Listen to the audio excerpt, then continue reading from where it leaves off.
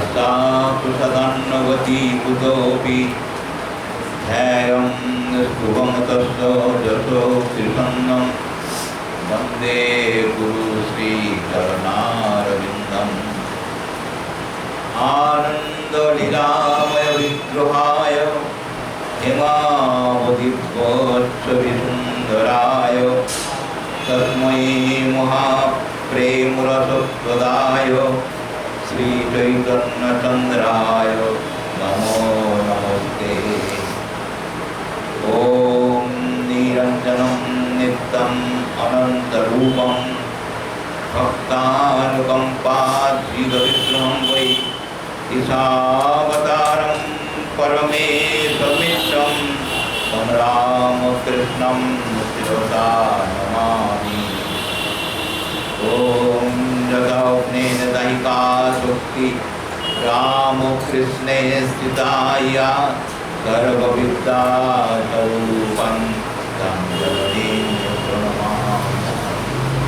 ॐ नमो श्री ज्योतिराजाय विवेकानन्दसूरये सच्चिदसुखस्वरूपाय स्वामिने तपोहारिणे। जय जय राम कृष्ण अखिलेर स्वामी, जय जय गुरुमाता जगत जननी, जय जय तुहाकार जत भक्तगण सवार चरण आगे अनंत। हरि ओम तत्सत्, हरि ओम तत्सत्, हरि ओम तत्सत्। ओम मूकं करोति वाचालं पंगुं लंघयते गिरिं यत्कृपातमहं वन्दे परमानन्दमाधवम्। हे कृष्ण करुणा सिन्धो दीनबन्धो जगत्पते गोपेश गोपिकान्तो राधाकान्तो नमोस्तुते। तप्त कांचन गौरांगी राधे वृंदावनेश्वरी वृषभानुसुते देवी प्रणमामि हरिप्रिये। वंशाकल्पतरुभ्यश्च कृपा सिन्धुभ्येव च पतितानं पावनेभ्यो वैष्णवेभ्यो नमो नमः। हरे कृष्ण कृष्ण कृष्ण हरे हरे, हरे राम राम राम हरे हरे। हरे कृष्ण कृष्ण कृष्ण हरे हरे, हरे राम राम राम हरे हरे। हरि बोल हरि बोल हरि बोल हरि हरि बोल गौर हरि बोल निताय गौर हरि बोल, हरि हरि बोल गौर हरि हरि बोल निताय गौर हरि बोल।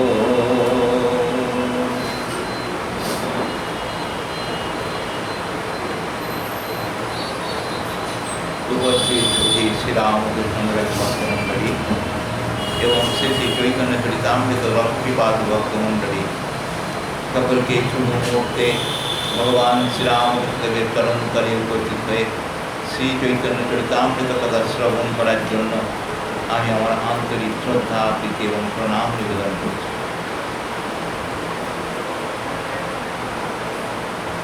শ্রীমন মহাপ্রভুর কথা আমরা যা ধারাবাহিকভাবে শ্রবণ করে চলেছি, আজকে যে স্থানটিতে বলবার কথা আমাদের সেটি হল শ্রীমন মহাপ্রভু তিনি গয়াধামে গিয়েছিলেন। গয়াধামে গিয়েছিলেন তার দুটি কারণ, বিশেষ করে একটি হলো পিতার কার্য, পারলৌকিক কার্য সমাপন করা, আর দুই কৃষ্ণ তত্ত্বানুসন্ধান করে নিজেকে কৃষ্ণ চরণে সমর্পিত করার জন্য গুরু শ্রী ঈশ্বরপুরী গোস্বামী পাদের আহ্বানে গয়াধামে গমন। যিনি তাকে নবদ্বীপে ইতিপূর্বে আহ্বান করে গেছেন, আমি গয়ায় যাচ্ছি, শ্রী গদাধরের পাদপদ্মে নিমাই তুমি এসো, এই আহ্বান তার কর্ণে প্রতিধ্বনিত হচ্ছিল মুহুর্মুহু। তিনি যাবেন স্থির করলেন। আরেকটি ছোট্ট কারণ ছিল, সেটি হলো বিশ্বরূপ জ্যেষ্ঠ ভ্রাতা তিনি সন্ন্যাস গ্রহণ করে গৃহ পরিত্যাগ করে চলে যাওয়ার পর তার আর কোনো সন্ধান পাওয়া যায়নি। মাকে তিনি আশ্বাস দিয়েছিলেন, মা, আমি যদি দাদার কোনো সন্ধান পাই তাহলে আমি তোমাকে জানাবো, অথবা আমি দাদাকে গৃহে আসার জন্য একবার অন্তত তোমাকে দর্শন করার জন্য আমি চেষ্টা করব। সেই জন্যই তিনি গয়াধামে গমন করার প্রয়াস করলেন। গয়াধামে গিয়ে গয়ায় ভগবান শ্রী গদাধরের চরণপদ্ম দর্শন করার পর, গয়া ক্ষেত্রে মহিমা শ্রবণ করার পর তিনি ঈশ্বরপুরী গোস্বামী পাদের দর্শন লাভ করলেন। দর্শন লাভ করে তার অনুমতি নিয়ে তিনি পিতৃকার্য সম্পন্ন করার পর ঈশ্বরপুরী গোস্বামী পাদ তাকে বললেন, নিমাই, তোমার মতো শিষ্য পেলে আমার সন্ন্যাস জীবন সার্থক হবে। আমি তোমাকে মন্ত্র দীক্ষা দেব, কৃষ্ণ মন্ত্রে দীক্ষা দেব। এবং তার প্রস্তুতি শুরু হলো। তিনি মন্ত্র দীক্ষা লাভ করেছিলেন। মন্ত্র দীক্ষা লাভ করার পর তিনি মথুরায় চলে যাচ্ছিলেন। সোজা তিনি মথুরায় চলে যাবেন ভাবের আবেগে কৃষ্ণ অনুসন্ধান করার জন্য। তার জন্মভূমি কংসের কারাগার, সেখান থেকে শ্রী বৃন্দাবনে তিনি বসবাস করবেন স্থির করেছিলেন। কিন্তু না, দৈব বাণী অনুযায়ী তাকে আবার নবদ্বীপে ফিরে আসতে হয়েছিল।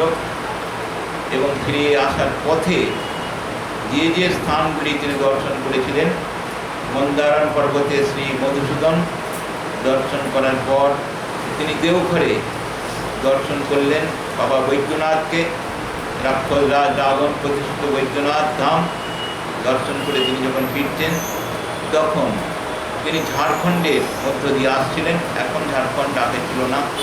সেখানে তিনি কানাইয়ের নাটশালা বলে একটি 3 পাহাড়ি গ্রাম উঁচুতে, সেখানে ভগবান শ্রী রাধা মাধব, তিনি তো রাধা মাধব নন তখন, শ্যামল সুন্দর তাকে দর্শন দিয়ে দাঁড় করলেন।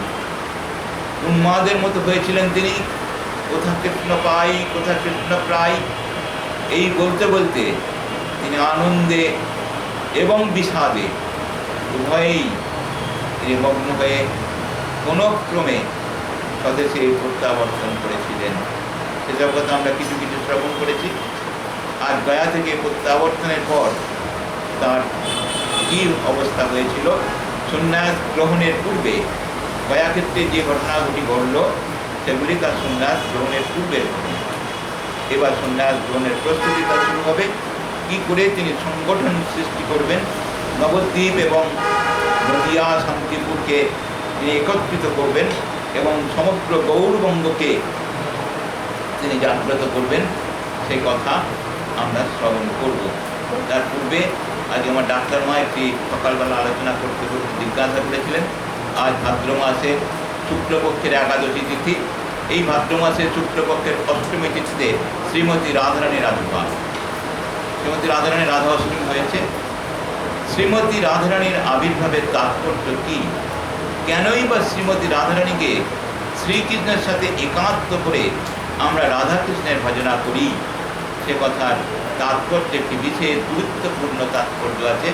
সেটি আমরা আজকে কিছুটা শ্রবণ করে দেব। আচ্ছা, এটা কেন ভালো সাউন্ড দিচ্ছে না? কী হয়ে গেল একটু দেখুন তো। সাউন্ডটা করছে না, ফিডব্যাক পাচ্ছি না। শুনতে পাচ্ছি, আমি ফিডব্যাক পাচ্ছি না, তাহলে আমার বলতে অসুবিধা নেই। দেখো এবার, হ্যাঁ এবার ফিডব্যাক না পেলে না বক্তা বলতে পারেন না, সবসময় এটা তাই। শ্রীমতী রাধারানী সমগ্র শ্রীকৃষ্ণ লীলায় তার স্প্যান অনেক ছোট্ট হলেও, স্প্যান মানে সময়কাল, অনেক ছোট্ট হলেও সমগ্র শ্রীকৃষ্ণ জীবনকে পরিমণ্ডিত করে আছেন শ্রীমতী রাধারানী, যার জন্যই ভগবানের আবির্ভাব এই ধরাধামে তিনি শ্রীমতী রাধারানী। একটু ঐতিহাসিক প্রেক্ষাপট আছে, পুরাণে বর্ণিত আছে। ভগবান শ্রী সূর্যদেব, অর্কদেব, তিনি লক্ষ্য করেছিলেন, তিনি তো উদয় অস্ত সারা পৃথিবী পরিক্রমা করেন, তিনি লক্ষ্য করেছিলেন এই ভুবনমণ্ডলে ভগবান শ্রীহরির মহিমা সর্বোচ্চে, সর্বোচ্চে, তার সমান আর কারোর মহিমা নেই। তার থেকেই ত্রিজগতের সৃষ্টি হয়েছে, তিনি শ্রীজগতের পালনকর্তা এবং পারতপক্ষে তার মধ্যেই অন্তিমে সব লীন হয়ে যায়। এই ত্রিজগতের যিনি পালনকর্তা বা সৃষ্টিকর্তা, তিনি ব্রহ্মা, দেবাদিদেব মহাদেব, দেবরাজ ইন্দ্র এবং অন্যান্য সকল দেবতাদের দ্বারা পূজিত হন। যত লোকপালক দেবতা আছেন সকলের দ্বারা তিনি পূজিত, তাকেই সবাই মান্য করেন। তার কথা মতোই সূর্যের উদয় হয়, তার কথা মতোই চন্দ্র তিনি জ্যোতি বিতরণ করেন, তার কথা মতোই দেবাদিদেব মহাদেব তিনি ধ্বংস কার্য করেন, তার কথা মতোই প্রজাপতি ব্রহ্মা তিনি সৃষ্টি কার্য করেন। তাহলে এই যিনি তিনি কার বশীভূত, তিনি কার বশীভূত, এইটি প্রশ্ন সূর্যদেবের হয়েছিল। এই তিনি কার বশীভূত, কে তিনি, সেটি জানবার খুব ইচ্ছা হয়েছিল। তখন সূর্যদেব কাকে জিজ্ঞাসা করবেন, কে উত্তর দেবেন ঠিকভাবে, তাই তিনি একটি কঠিন তপস্যা শুরু করেছিলেন।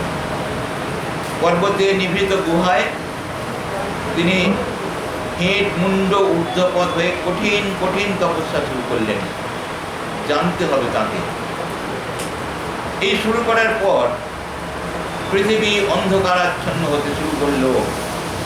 সূর্য না থাকলে সৃষ্টি রক্ষা করা কারোর পক্ষে সম্ভব নয়। সূর্য থেকে সৃষ্টির প্রাণটি বেরিয়ে আসে, তা থেকেই নিঃশ্বাস প্রশ্বাস পবনদেব তিনি বিস্তার করেন। যখন এইরূপ অবস্থা দেবতাগণ দেখলেন, লোকপালকগণ দেখলেন সূর্য ছাড়া সৃষ্টি অচল, অন্ধকার ঘনীভূত হচ্ছে, পৃথিবী আবার ঠান্ডা হয়ে যাবে, তখন তারা সকলে গিয়ে ভগবান শ্রী হরির শরণাপন্ন হলেন। হে ভগবান, হে পরমেশ্বর, হে জগৎকারণ প্রভু, সূর্যদেব তার কার্য বন্ধ করেছেন। সকলে যখন এরূপ ভাবছেন, তখন তিনি শ্রীহরি বললেন, আমি এর ব্যবস্থা নেব, আমি নিজেই দেখব। তিনি তখন সূর্যদেবের তপস্যার ফলে এসে উপস্থিত হয়েছিলেন। এসে আহ্বান করলেন, ওঠো, তোমার তপস্যা ভঙ্গ করো, তোমার মনোবাসনা নিবেদন করো, পূরিত হবে, পূরণ হবে। সূর্যদেব তপস্যা ভঙ্গ করে উঠলেন, বলো তোমার কথা। ভগবানের আহ্বান খুব সুন্দর।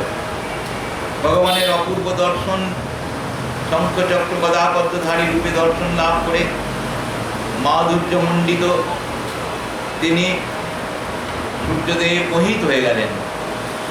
মোহিত হয়ে চরণে পতিত হয়ে বললেন, হে ভগবান। ভগবান শব্দটি ব্যবহৃত হয় অতি আপন করে, যখন তাকে ভাবা যায় তখন ভগবান বলা হয়। হে ভগবান, আমার একটি প্রার্থনা আছে, আমি আপনার কাছে সেই প্রার্থনাটি মঞ্জুর করার জন্য নিবেদন করছি। আমি লক্ষ্য করেছি আপনি ত্রিজগতে সকলের প্রধান হয়ে, আপনি সকলের পূজিত, আপনি কারোর আরাধনা করেন না, জগতের সকলেই আপনারই আরাধনা করেন।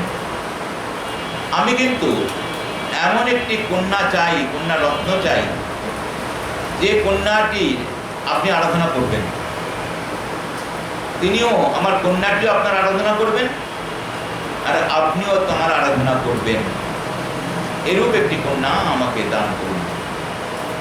ভগবান শুনে অত্যন্ত প্রীত হয়েছিলেন। পুরাণ কাহিনী বলছি আমি। অত্যন্ত প্রীত হয়ে তিনি সূর্যদেবকে বললেন, তথাস্তু, যাও কর্মে ফিরে যাও। আমি দাপর যুগের শেষ পাদে যখন অবতীর্ণ হব, তখন তুমিও আমার সাথে অবতীর্ণ হবে। তখন তোমার নাম হবে বৃষভানু। তুমি রাজ পরিবারে জন্মগ্রহণ করবে, রাজা হবে। আর তোমার দুই পত্নীর মধ্যে প্রভা, সূর্যের দুই পত্নী, একজন হচ্ছেন প্রভা আর একজন হচ্ছেন ছায়া। দুজনেই সূর্যের সাথে সংযুক্ত। সূর্যের প্রভা বিস্তারিত হয় জগৎ জুড়ে, আর তার সাথে ছায়াও বিস্তারিত হয়। ছায়া না থাকলে সূর্যের এই তেজ সহ্য করতে কেউ পারতেন না, সম্ভব ছিল না।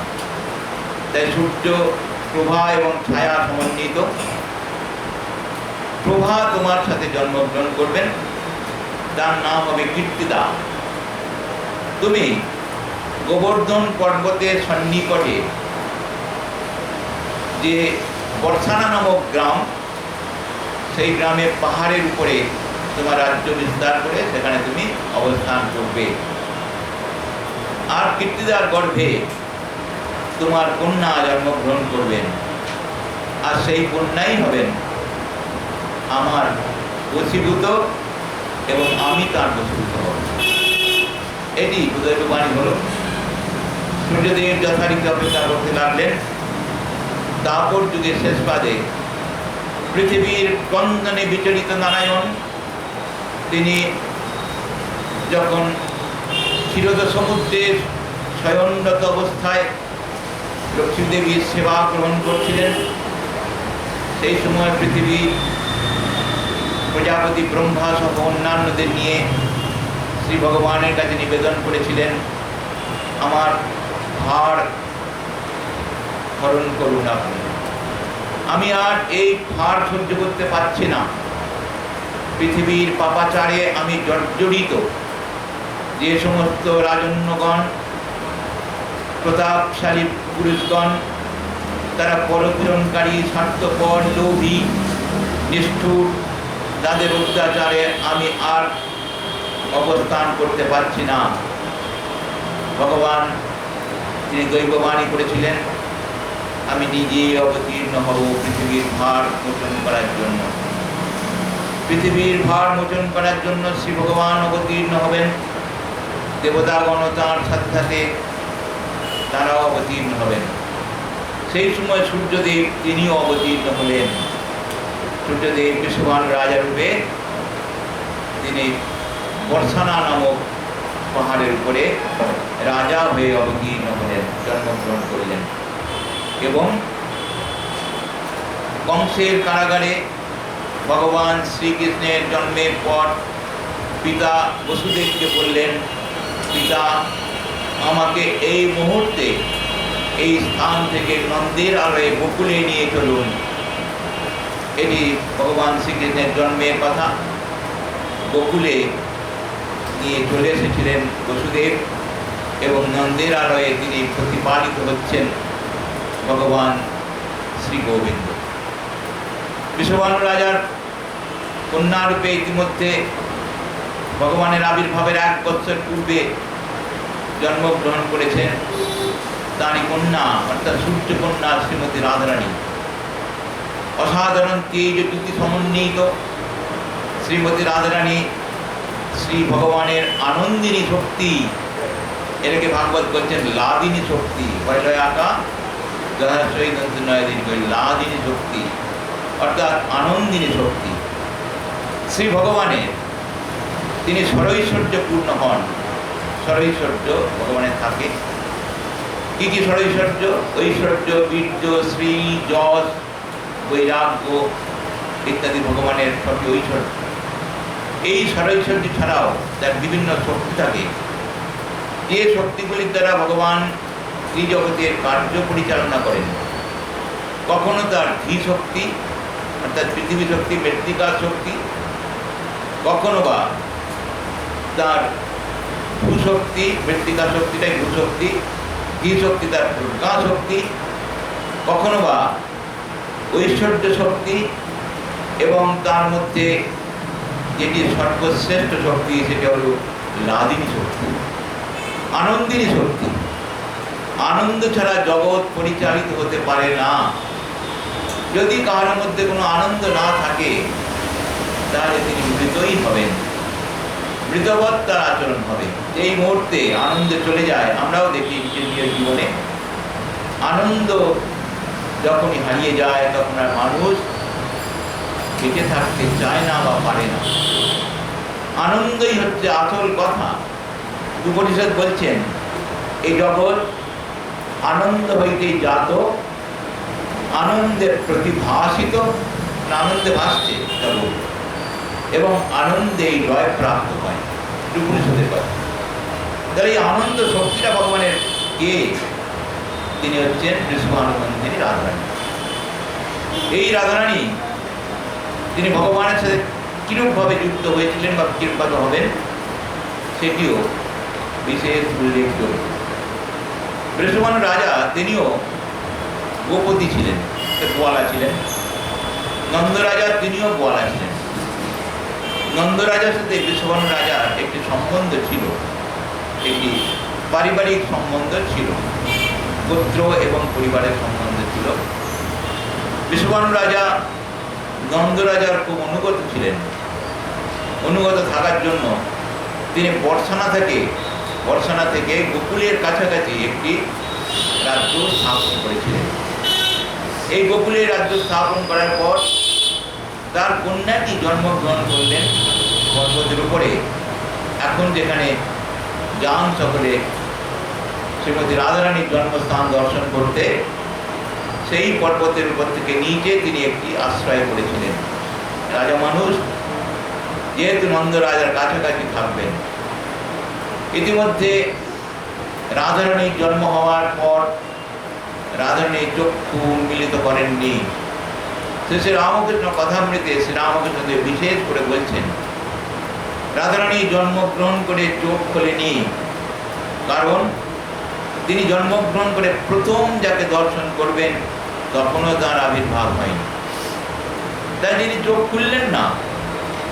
সকলে ভাবলেন অত সুন্দর সুচারু দর্শনধারী, অপরূপা, সূর্যকান্তি সমন্বিতা এবং অসূর্য স্পর্শা বলা যায়, তিনি এমনই গোপন শিলা, তাকে সূর্যদেবও দর্শন করতে পারতেন না পরবর্তীকালে। সেই রাধারানী চক্ষু যখন খুলছেন না, সকলে খুব বিমর্ষ হয়েছিলেন। তাহলে কি কন্যাটি অন্ধ হলো? এরূপ মনোভাব, সকলের খুব আনন্দ, এরূপ একটি কন্যা লাভ হয়েছে বলে। কিন্তু কন্যাটি যদি অন্ধ হয় তাহলে তো তাদের আনন্দে জল দিয়ে দেওয়া হবে, জল ঢালা হবে। ইতিমধ্যে নন্দের আলয়ে ভগবান শ্রীকৃষ্ণের আবির্ভাব হল। তাঁরও আবির্ভাব হয়েছিল ভাদ্র মাসের কৃষ্ণপক্ষের অষ্টমী তিথিতে। দেবকীর অষ্টম গর্ভের সন্তান তিনি আবির্ভূত হয়ে পিতার কোলে চেপে নন্দের আলয়ে উপস্থিত হলেন। সেসব কাহিনী অনেকেরই জানা, প্রায় সকলেরই জানা। এখানে আসার পর নন্দপত্নী যশোদা তিনি একটি কন্যা প্রসব করেছিলেন। এই কন্যা তিনি আবার দেবী যোগমায়া, তিনি দুর্গা স্বয়ং। সেই দুর্গা রূপী কন্যাটিকে নিয়ে বসুদেব যখন কংসের কারাগারে ফিরে গেলেন, মা যশোদা তিনি জানতে পারেননি যে তার কি পরিবর্তিত হয়ে গেল, কি বদল হয়ে গেল। পুত্রকন্যা বদল হয়ে গেল। কন্যা চলে গেলেন বসুদেব বাহিত হয়ে দেবকীর কাছে, আর পুত্রটি রইলেন যশোমাতার প্রতিপালিত হবেন বলে। এই সমস্ত কাহিনী যখন লিপিবদ্ধ আছে শ্রীমদ্ ভাগবতে, ভাগবতে এটিও লিপিবদ্ধ আছে, ব্রহ্মবৈবর্ত পুরাণে আছে, ভাগবতে নেই বিশেষ করে। একদিন মা যশোদা, তিনি তার পুত্রটি সবে একটু একটু হামাগুড়ি শিখেছেন, 1 বছর বয়স হয়েছে, আর রাধারানীর বয়স তখন 1 আর 1 2 হয়ে গেছে। একদিন নিয়ে গেলেন তিনি বৃষভানুর রাজার বা কীর্তিদার একটি অপরূপা কন্যা জন্মগ্রহণ করেছে, রোহিণী দেবীকে নিয়ে তারা দেখতে এসেছিলেন, দেখতে এলেন এবং সেই কন্যাটিকে দর্শন করার জন্য গোপাল নিজেই মায়ের কোল থেকে নেমে পড়লেন, যেন আমাকে ছেড়ে দাও, আমাকে ছেড়ে দাও। গোপাল হামাগুড়ি দিয়ে দিয়ে সেই কন্যার কাছে গিয়ে তার চোখে হাত রাখলেন। শ্রী শ্রী রামকৃষ্ণ কথামৃতে শ্রীরামকৃষ্ণের একটি আসামি অসমিয়া ছেলেকে বলছেন, কোথাও দেখেছো ছোট ছেলে চোখে হাত দেয়? ঠিক এই কথাটি আছে শ্রী রামকৃষ্ণ কথামৃতে। অসমিয়া ছেলেটি কোনো উত্তর দিতে পারলেন না, মাস্টারমশাই উপস্থিত ছিলেন, তিনি লিপিবদ্ধ করলেন। চোখে হাত দেওয়ার সাথে সাথেই রাধারানী চোখ খুললেন এবং প্রথম দর্শন করলেন শ্রী গোবিন্দকে, যিনি হবেন তার শক্তির উৎস, তিনি শ্রীমতী রাধারানী রাধা। সকলে আনন্দে উৎফুল্ল হলেন। মা যশোদাকে সকলে বললেন, তোমার এই গোপাল গোপাল আমাদের রাধারানীর চক্ষু মিলন করে দিয়েছে, আমরা একটা সম্বন্ধ সৃষ্টি করব, ইত্যাদি ইত্যাদি কথা হয়েছিল। কিন্তু কি সম্বন্ধ সৃষ্টি করবেন সে কথা কীর্তিদা দেবী বলতে পারেননি, এবং ভগবান জানেন কি সম্বন্ধ সৃষ্টি করবেন। রাধারানীর বিবাহ হয়েছিল পূর্বজন্মের একটি কীর্তির জন্য, যে কীর্তিটি স্বয়ং নারায়ণের কাছে এক ব্রাহ্মণ, তিনি 3 জন্মে তপস্যা করেছিলেন লক্ষ্মী দেবীকে পত্নী রূপে লাভ করার জন্য। 3 জন্ম তপস্যা করেছেন লক্ষ্মী দেবীকে পত্নী রূপে লাভ করবেন। ভগবান প্রথম 2 জন্ম তার মনোবাঞ্ছা পূর্ণ করতে পারেননি। নিজ পত্নীকে অন্যের পত্নী হিসাবে দিয়ে দেওয়া এটি সাধারণ কথা নয়, বিশেষ করে লক্ষ্মী দেবী জগতের যিনি মাতা, তাকে তিনি দিতে প্রথমে রাজি হননি। অবশেষে 3য় জন্মে তিনি এমন তপস্যা করলেন যে তপস্যার দ্বারা ভগবান সন্তুষ্ট হয়ে তাকে বললেন, আচ্ছা তথাস্তু, লক্ষ্মী দেবী তার পত্নী হয়ে জন্মগ্রহণ করলেন। এই ব্রাহ্মণ পরবর্তীকালে তিনি গোকুল এবং বর্ষণার মধ্যবর্তী স্থানে আর এক গোপগৃহে জন্মগ্রহণ করেন, তার নাম হয় অভিমন্যু। অভিমন্যু তিনি কিন্তু ক্লীব হয়ে জন্মগ্রহণ করেছেন, নপুংসক যাকে বলা হয়। তার কারণ, যখন লক্ষ্মী দেবী শুনেছিলেন, এগুলো আমি সব পুরাণ বলছি, আপনারা নিতেও পারেন নাও নিতে পারেন, আমি পুরাণ থেকে এই কথাগুলি বলছি। লক্ষ্মী দেবী তিনি যখন শুনলেন শ্রী নারায়ণ তিনি নিজ পত্নীকে দান করে দিয়েছেন, এত রুষ্ট হয়েছিলেন। জানি তুমি দাতা, জানি তুমি ভক্তের মনোবাঞ্ছা পূর্ণ করো, কারোর বাঞ্ছা তুমি অপূর্ণ রাখো না, তুমি বাঞ্ছা কল্পতরু কৃপা, আমরা যে মন্ত্র বলি, বাঞ্ছা কল্পতরু ভস্য কৃপা সিন্ধু ভয়বচ পতিতানাং পাবনেভ্যো বৈষ্ণবেভ্যো নমো নমঃ। আমি জানি তুমি বাঞ্ছা কল্পতরু, ভক্তের মনোবাঞ্ছা তুমি পূর্ণ না করে থাকতে পারো না, কিন্তু তুমি নিজ পত্নীকে দিয়ে দিলে অত্যন্ত গর্হিত কর্ম হয়েছে। আমি অভিশাপ দিচ্ছি, আমি যার গৃহে পত্নী হিসাবে জন্ম নেব বা পত্নী হিসাবে যাব, জন্ম নেব নয় যাব, সে হবে নপুংসক, সে আমাকে কোনোদিন স্পর্শ করতে পারবে না এবং আমার মুখ দর্শন করতে পারবে। এই অভিশাপ শ্রীমতী রাধারানী দিয়েছিলেন বা দেবী লক্ষ্মী দিয়েছিলেন। তিনি অভিমন্যু হয়ে জন্মগ্রহণ করলেন এবং অভিমন্যু সাথে রাধারানীর বিবাহ হয়েছিল, কিন্তু অভিমন্যু তিনি কোনোদিন শ্রীমতী রাধারানীর মুখ দর্শন করেননি চরণ ছাড়া, এবং কোনোদিন তাকে স্পর্শ করতে সক্ষম হননি। এই শ্রীমতী রাধারানী তিনি শ্রী বৃন্দাবনে ভগবান শ্রী গোবিন্দকে প্রতিরূপে লাভ করার জন্য তিনি অনেক তপস্যা করলেন।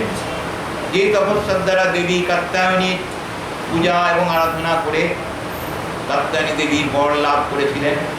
তারা প্রার্থনা করেছিলেন শ্রীমতী রাধারানী এবং অন্যান্য তার সচিব বৃন্দ এবং গোপরমণিগণ, কাত্যায়নী মহাভাগে মহাযোগীন্দ্রেশ্বরী নন্দ গোপসুতম দেবী প্রতি মে পুরীতে মম। হে কাত্যায়নী মহামায়া, আপনি মহাযোগিনী, আপনার ইচ্ছাতে জগৎ পরিচালিত হয়। আপনি কৃপা করে নন্দগোপের পুত্রটিকে আমাদের সকলের প্রতিরূপে লাভ করিয়ে দিন। এইটি প্রার্থনা শ্রবণ করে নন্দগোপের গৃহে প্রতিরূপে লাভ করার জন্য ভগবান শ্রীকৃষ্ণের সাথে শ্রীমতী রাধারানীর মিলনের কথাগুলি মাধুর্য রসলীলায় বর্ণিত আছে। শ্রীমতী রাধারানী এবং শ্রীকৃষ্ণের যে প্রেমাবলী, সেগুলি ভগবান শ্রীকৃষ্ণের 5টি রসলীলা, তার মধ্যে শান্ত, দাস্য, সত্য, বাৎসল্য এবং মধুর রসলীলা। এই মধুর রসলীলার মধ্যে শ্রীমতী রাধারানীর প্রাধান্য সর্বশ্রেষ্ঠ। তাঁকে কেন্দ্র করেই রাসলীলা হয়েছিল।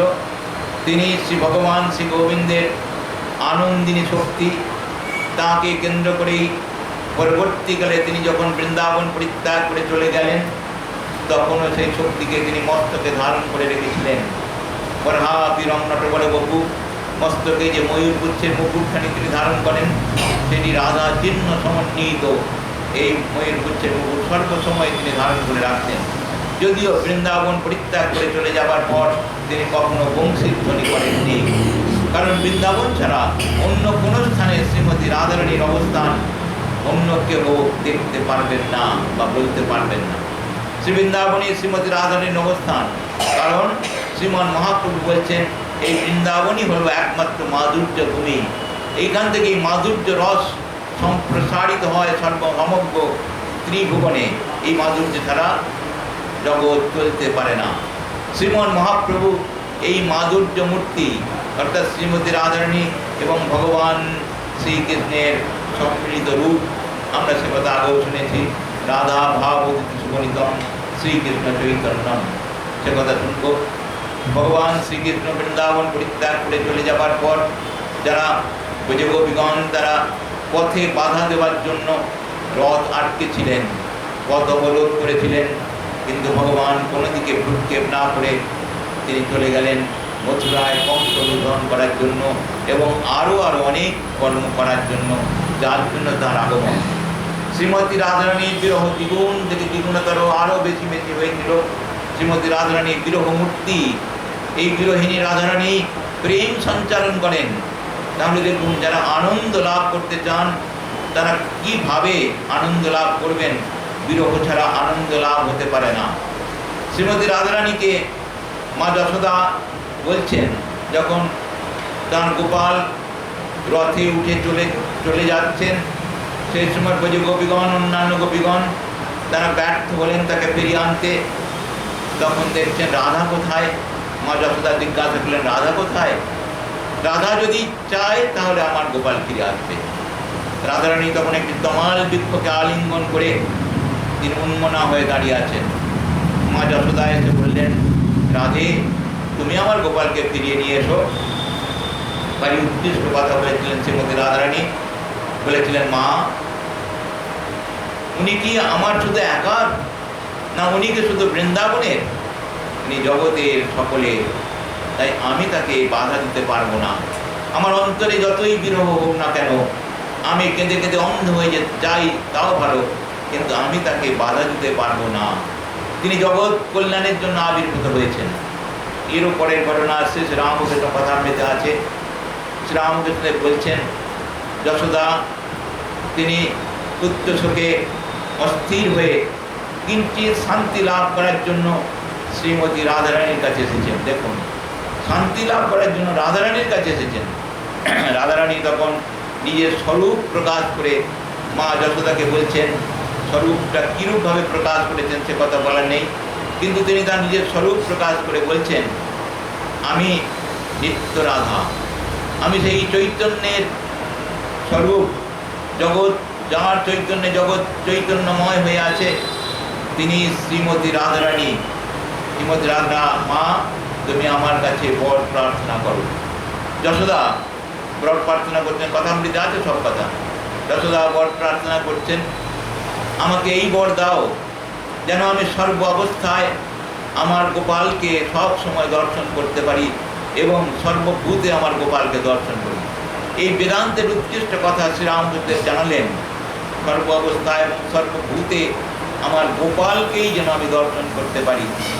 শ্রীমতী রাধারানীর তিনটি অবস্থার কথা শ্রীরামকৃষ্ণদেব বলছেন নিত্য রাধা, প্রেম রাধা এবং কাম রাধা।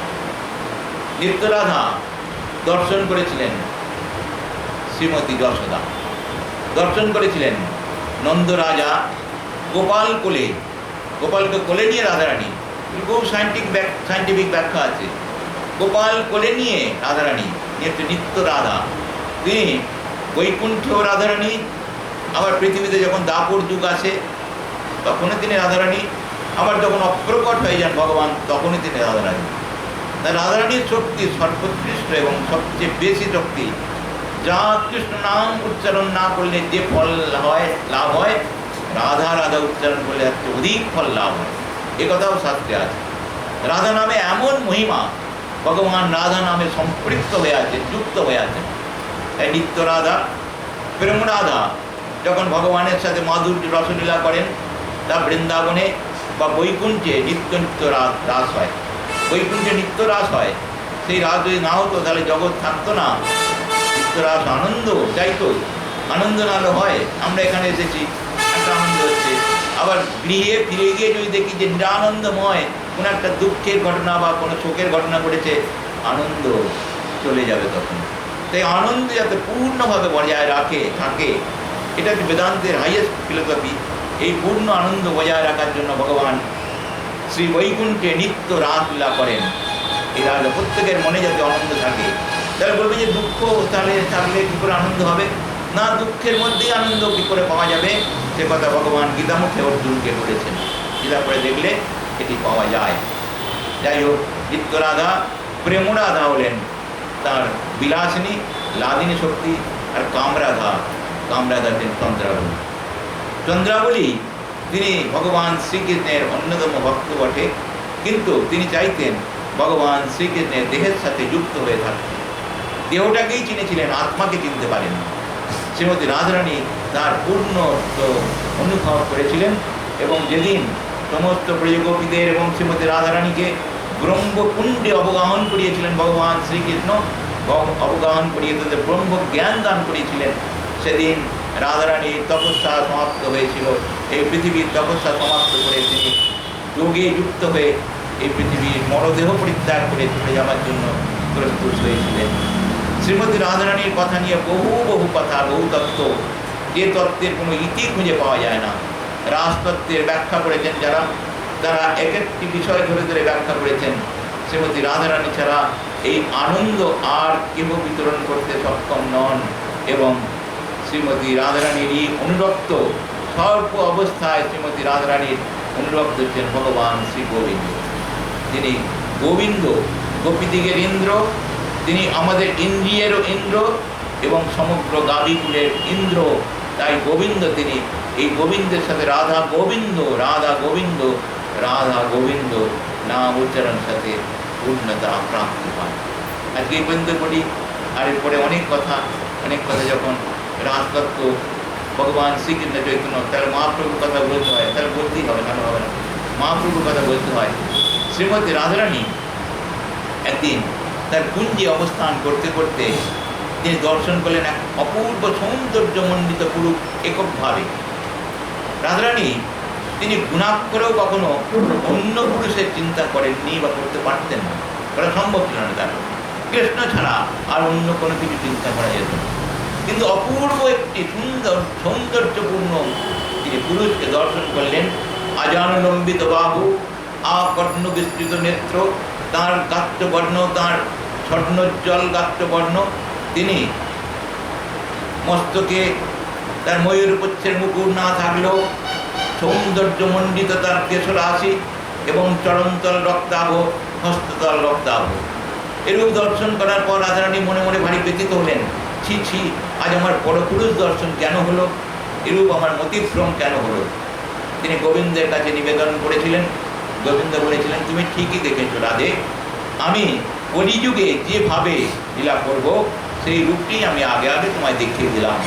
আমরা সম্মিলিতভাবে অন্তরে কৃষ্ণ এবং বাহিরে তুমি বিরাজ করবে। আমি তোমার প্রেমের মহিমার এতটুকু বুঝতে পারলাম না।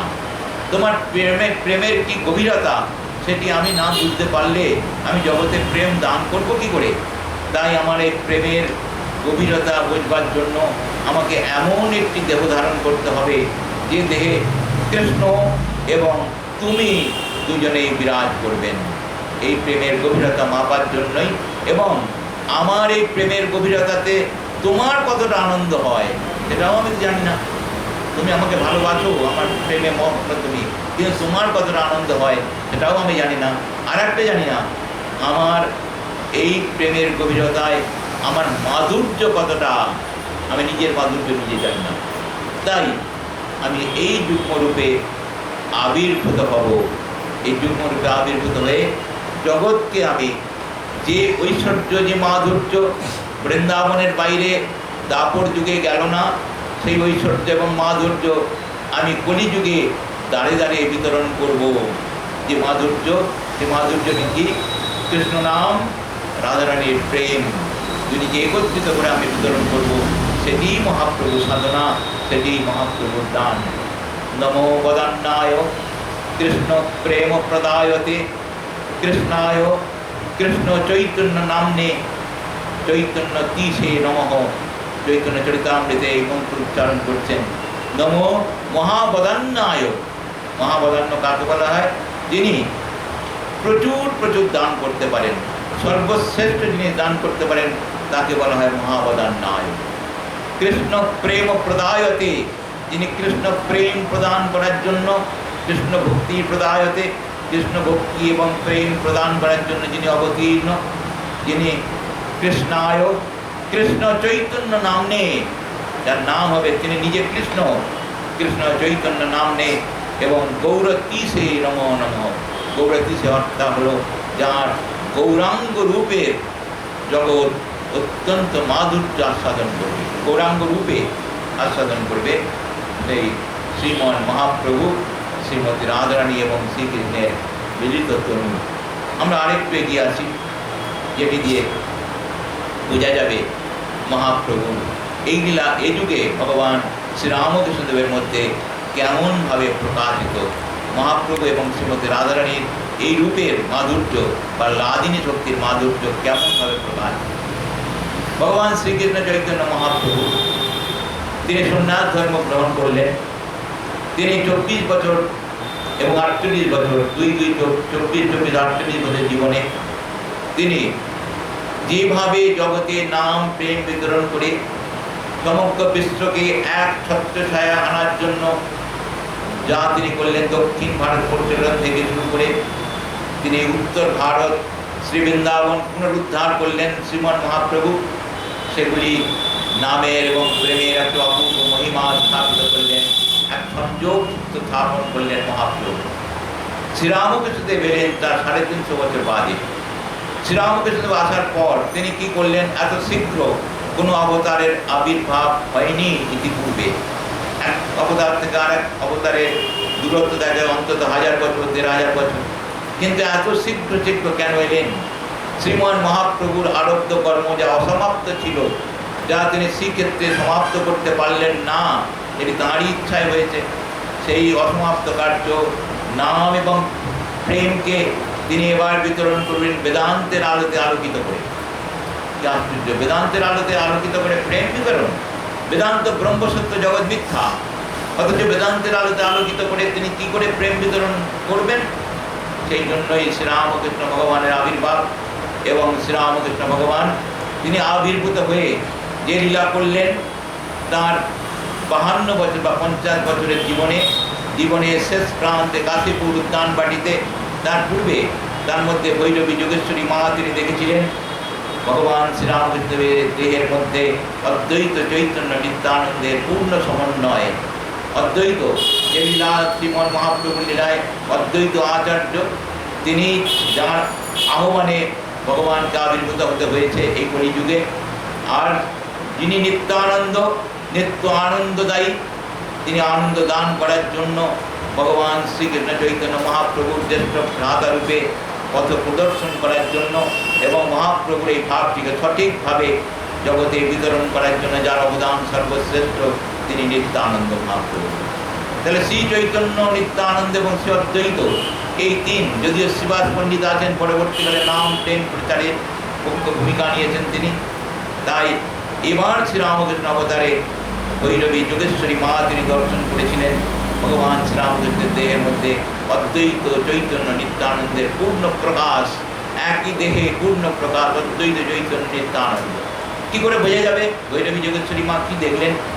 বোঝা যাবে একটি কথায়, সেটি হলো শ্রীরামকৃষ্ণের অন্তলীলায় কাশীপুর উদ্যানবাড়িতে তার মরদেহ পরিত্যাগ করার দুদিন পূর্বে তিনি একটি কাগজ এবং পেন্সিল চেয়ে নিয়েছিলেন শশী মহারাজের কাছে। শশী মহারাজের কাছে কাগজ এবং পেন্সিল চেয়ে নিয়ে একটি চাপরাস লিখেছিলেন। সেই চাপরাসের উপরেই প্রথম লিখলেন তিনি জয় রাধে প্রেমময়ী, জয় রাধে প্রেমময়ী। তার তলায় লিখলেন নরেন শিক্ষে দিবে, যখন ঘুরে বাহিরে, যখন বর্গীজ কদন্তন লিখেছিলেন যখন ঘুরে বাহিরে হাঁক দিবে জয় রাধে। কেন বললেন তিনি? যিনি বেদান্ত প্রচার করবেন সমগ্র বিশ্বে, যিনি হবেন সর্বশ্রেষ্ঠ বক্তা চিকাগোর ধর্ম সম্মেলনে, তাঁকে বললেন জয় রাধে প্রেমময়ী। তিনি কখন রাধে রাধে করবেন? তাহলে কি তিনি গলায় খোল করতাল ঝুলিয়ে কীর্তন করবেন? না, এটি কথা নয়।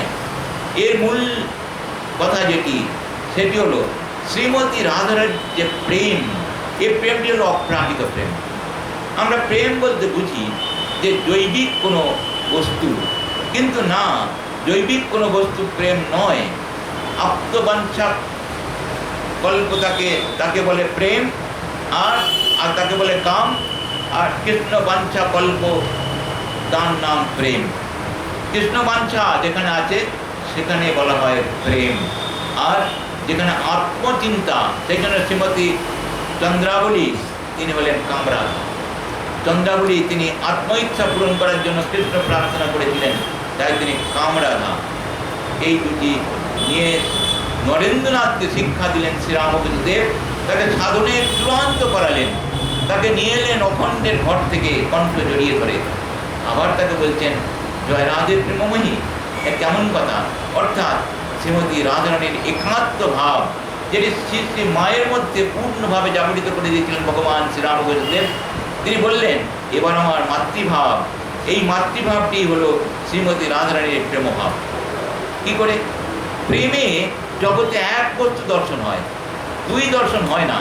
সর্বত্র যত্র যত্র নেত্র পড়ে তত্র তত্র কৃষ্ণ স্ফুরে, যেখানেই নেত্র পড়বে সেখানেই কৃষ্ণ দর্শন হবে, এটি প্রেমের লক্ষণ। এই প্রেম জীবে যত্র জীব তত্র শিব, এটি শ্রীরামকৃষ্ণদেব নরেন্দ্রনাথকে শিখিয়েছেন। নরেন্দ্রনাথ যেদিন চেয়েছিলেন কাশীপুর উদ্যানবাড়িতে সাধনা করতে করতে শ্রীরামকৃষ্ণদেব অসুস্থ অবস্থায় গলরোগে আক্রান্ত, সেখানে তিনি চেয়েছিলেন, বললেন তুই কি চাস, আমাকে এমন করে দিন আমি সমাধিতে বুধ হয়ে থাকবো, সুখদেব গোস্বামীর মতো। মাঝে মাঝে দেহ ধারণ করার জন্য 3-4 দিন বাদে এসে কিছু গ্রহণ করে আবার সমাধিতে ডুব দেব। শ্রীরামকৃষ্ণ তিরস্কার করেছিলেন, বলেছিলেন তুই এত নীচ, এত স্বার্থপর, ভেবেছিলাম বিরাট বটবৃক্ষের মতো হবি, তোর ছায়ায় এসে মানুষ শান্তি আনন্দ লাভ করবে, আর তুই কিনা নিজের সমাধির কথা বলছি, নিজের স্বার্থ সিদ্ধির কথা বলছি। তোর এই সমাধি কিরে, তার চেয়ে অনেক অনেক উচ্চ অবস্থা আছে, তা আমি তোকে দিতে পারি। এটি লক্ষণীয় ব্যাপার। শ্রীরামকৃষ্ণ আবির্ভাব তাৎপর্য খুব গভীর, গভীর তাৎপর্যপূর্ণ। সেই বৃন্দাবন থেকেই শ্রীরামকৃষ্ণের আবির্ভাব। একই দেহে রাম এবং কৃষ্ণের মিলিত ধনু হলেও তিনি কিন্তু সাধারণ রামকৃষ্ণে মিলিত ধনু নন, তার গভীর তত্ত্ব সমন্বিত শ্রীরামকৃষ্ণ ভগবান। এবং সেই রাধারানীকে তিনি নরেন্দ্রনাথের হাতে তুলে দিলেন। জয় রাধে প্রেমময়ী। নরেন তখনই জগতে শিক্ষা দিতে পারবে। কি শিক্ষা? বেদান্তের শিক্ষা। বেদান্তের শিক্ষা কোনটি? ব্রহ্ম হতে কীট পরমাণু সর্বভূতে সেই ব্রহ্মময়। মন প্রাণ শরীর অর্পণ করে সকে সে তোমার পায়। বহুরূপে সম্মুখে তোমার ছাড়ি কথা পূজিত ঈশ্বর। জীবে প্রেম করে যেই জন সেই জন সেবিছে ঈশ্বর। এটি তো সর্বজনগ্রাহ্য একটি কবিতার অংশ। তাহলে এই প্রেম যদি শ্রীমতী রাধারানীর প্রেম যদি অ্যাচিভ না করতে পারতেন স্বামী বিবেকানন্দ রূপী নরেন্দ্রনাথ কিন্তু সর্বশ্রেষ্ঠ অবস্থায়, তাহলে কিন্তু জগতে তিনি কথা বলতে পারতেন। কত কত কথা আছে, সে কথা বলার কোনো ইতি নেই। তাই শ্রীমতী রাধারানীর শ্রেষ্ঠত্ব সেইখানে, জগতে একটি বস্তু, সেটি হচ্ছে আনন্দ। আনন্দ হইতে জাত, আনন্দে প্রতিভাসিত, এবং সেই আনন্দের মূর্তি হলেন শ্রীমতী রাধারানী। তিনি লাদিনী শক্তি ভগবানের, ভগবানের শক্তি, ভগবান শ্রীরামকৃষ্ণের লাদিনী শক্তি জগজ্জননী মা সারদা দেবী। জগজ্জননী মায়ের কাছেই তিনি দিয়ে দিয়েছিলেন, মাতৃত্ব অর্পণ করে দিলেন। এবারে আর তিনি শ্রীমতী রাধারানীকে ওই দৃষ্টিতে দেখলেন না, দেখলেন মাতৃরূপে দেখলেন।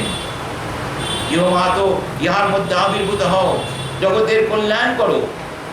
তিনি বললেন সর্বমঙ্গল মঙ্গলে শিবে সর্বার্থ সাধিকে শরণ্যে ত্রম্বকে গৌরী নারায়ণী নমস্তুতে।